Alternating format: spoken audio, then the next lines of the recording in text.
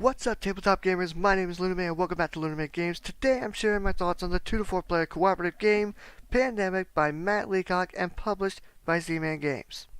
Now before I go any further, you're probably wondering why am I wearing a headset with a microphone? Well, if you've watched the last 2 videos that I've done, because that's all I've done at this point, you'll notice that the audio quality of those videos probably aren't the greatest, but maybe not the worst, who knows.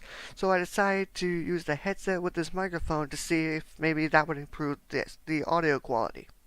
But enough about the headset, let's get right to the review. I want to talk about this. Now, if you have not played Pandemic before, I'm not going to be doing a rules overview. I'll basically give you a summary about what the game is about, but if you want to know the full rules, I'll put a link right up here toward the end of the video, and that will take you to my how to play. Pandemic is a cooperative game in which players are working together to stop 4 diseases, viruses, what have you, that have outbreaked throughout the world and threaten to wipe out humanity. And all you have to do to win is just cure all 4 of the diseases and then you're good. But if you let too many outbreaks happen, or if you run out of cubes to place on the board, or if you have to draw a card where is it? I don't know where it is. His deck, the cards that are supposed to help you, but you can't, then you lose. So what are my thoughts on Pandemic? Well, first off, let's start with the artwork. The artwork in this game is phenomenal. I mean, this board, stunning looking, although I'm not really sure about how the idea of using like different colors of blue for everything. I think maybe if you would have made the land like green, like or white for ice is like up here, it could bring out the theme a bit more in my thoughts. Probably not though. Also, you'll notice apparently Greenland and Iceland is not affected by this outbreak. So hey, if there's ever a deadly outbreak, just head here. But that's beside the point. Other than that, the artwork is top notch. I mean, the cards they're supposed to help you. There we go. These things representing the different cities. I mean, the amount of detail they went into these cards is absolutely insane. I mean, it shows the country's flag. It shows the square area of the city. They even went as far as to research the population of each city at the time of this game's release. I mean, that attention to detail is absurd. The artwork for the roll cards as well, also very good. And it's nice that like each person look different, so you're like playing with somebody who's colorblind. They can still look at their role and still know who they are. Although honestly, you could just simply look at the name on the card, medic. Oh, okay, I'm the medic. The artwork for the infection cards is also superb.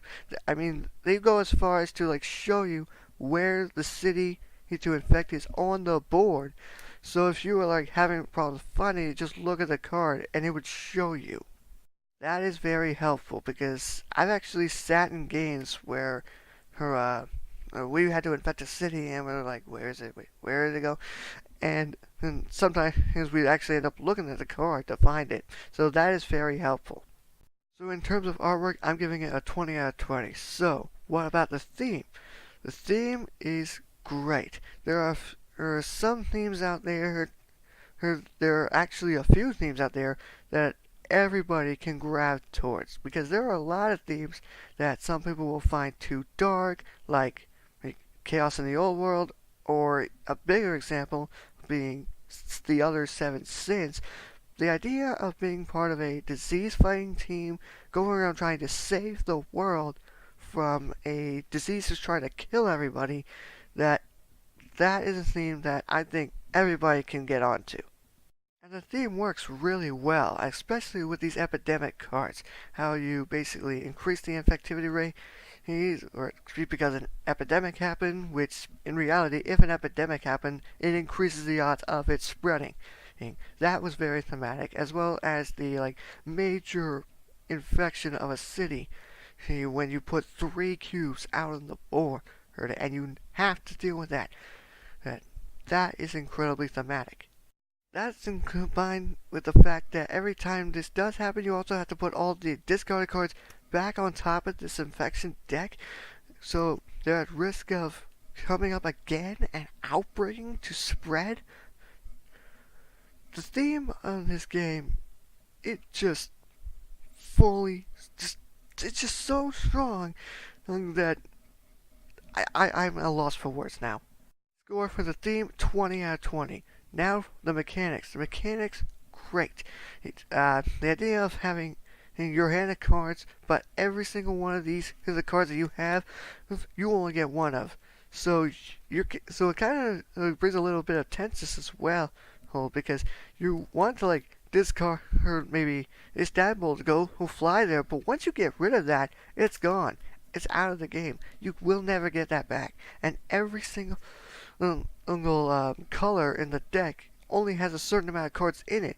So if you get rid of too many cards, then you're done. You can't win.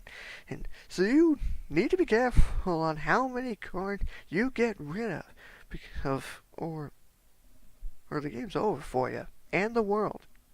I love the idea of having like more role cards than players can play the game, because that adds a good amount of replayability. There are 7 role cards with this game for 4 players, so if you were here to like try and do the math, I can't do it that quick, but you can probably get at least a good 50 different combinations of characters for your playtime, which means you're going to get a good amount of plays with this game.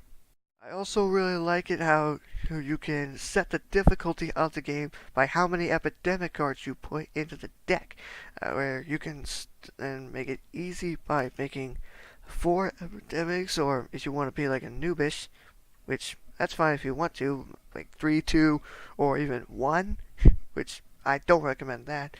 But you can, if you want to do like a normal difficulty, you can put 5, or if you want to try to be like the superhero of the world, well, put all 6 of them, which trust me, have fun, because I have played this game numerous times with 6 and I have never won it. In fact, the only time I ever won this game was playing with the 4 epidemics.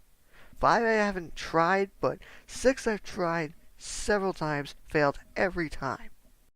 Also, the different actions that you can do on your turn, very simple, to the point. The one thing I have with the mechanics that I understand but also didn't quite understand at first was that you actually are not allowed to show your hand of cards to anyone, but you can tell them what you have. But after playing it several times, I understand why. It's that it like represents you not knowing what somebody else knows right off the bat, because you can't read their minds. So that's not a problem. So overall, mechanics, 20 out of 20. Simplicity. This game is not hard to teach at all. I think the age recommendation on the box is A+.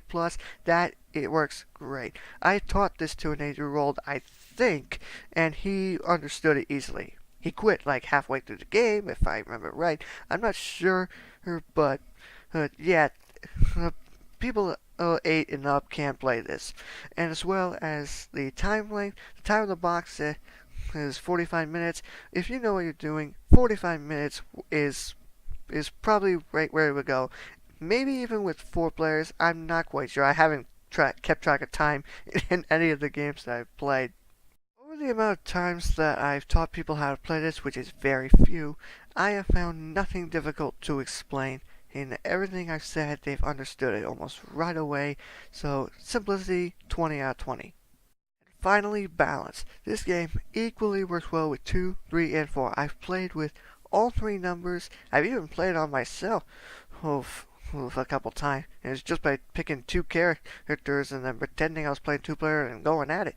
And if you want to do that, go right ahead. And I can't think of a single group of people that this game would not work for. Gamers would easily like it because it's simple, but it can be tense. Especially when you have the cards with the 3 cubes on it, and you reshuffle them back onto the top. It really tenses up where you'll be like, okay, we're alright, we're okay. Oh, thank goodness. Yes. So, gamers, I think, would enjoy this, is because it's simple to learn, but it's also really deep. You can be really strategic, and I also think it's a great bonding game for families because it's supposed to teach teamwork, and that's exactly what this game does. This game forces you to work together, because if you do not work together, you will not win. Balance, easily 20 out of 20. Pandemic by Matt Leacock gets a solid 10 out of 10, or as your letters or graders would like to call it, an A+. If you want a game to add to your collection or try to convert somebody into the tabletop gaming world, get Pandemic. You will like it. You will like it. Pandemic is a fantastic game. All that being said, I want to know, what are your thoughts on Pandemic? Have you played it? If you have, do you like it? Do you hate it? Or are you just kind of meh with it? Let me know in the comments below and we can have a conversation. Thank you all so much for watching. I hope you enjoyed and I hope that helped you make a decision about it. I will see you all next time, but until then, later!